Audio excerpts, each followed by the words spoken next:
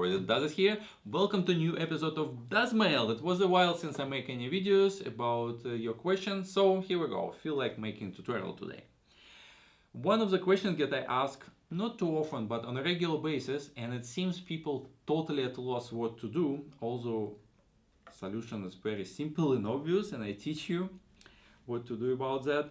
But the question today is what to do if you have two different size of tubes in your build and you need to integrate everything in one loop.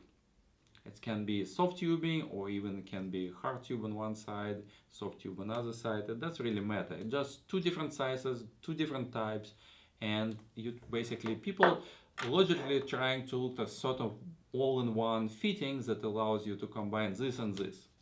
And it's really hard to find because demand for such things is relatively low, so most of sorts don't even bother to list all this type of adapters because it needs once in a blue moon and you don't want to keep stock of this crap.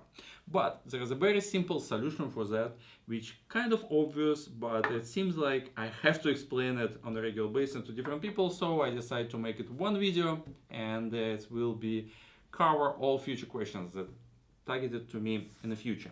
So you can create your own adapter by using just three fittings. One of them is kind of a tube with female holes. This is just a spacer. The only requirement here is that the height or the length, whatever you call it, of the spacer need to be long enough to accommodate both threads of other two fittings that you put into the tube. So for that reason I would say that 10 millimeters probably absolutely minimum, because 5 millimeters is a standard size or length of the threading or most of the fitting around. Or you can use even a longer one, 20 millimeters or whatever you like. It doesn't really matter. It's just your female spacer. And as many of you already guessed, you need two fittings on both sides that will fit the size of your tube. Let's say it's a 3/4 barb on one side and we have a 1/2 inch tube and we can use barb for that on the other side. So all we need to do with just with that spacer thing, we just combine them together and problem solved.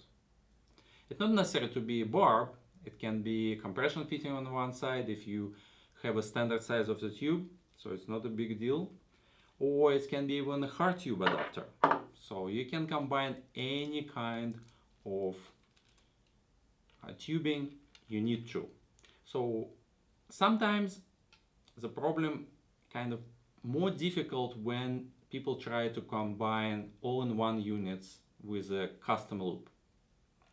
And typically all-in-one units, they doesn't really come with the standard size of the tubing. That's the problem.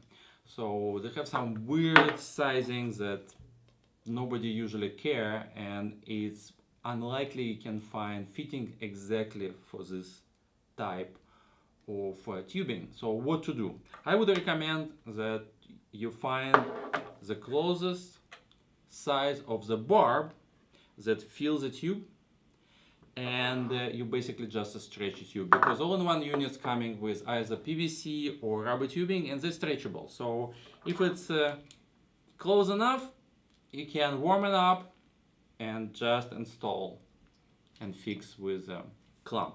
So as you can see, very simple solution, three fittings that available readily on any store will solve your problem.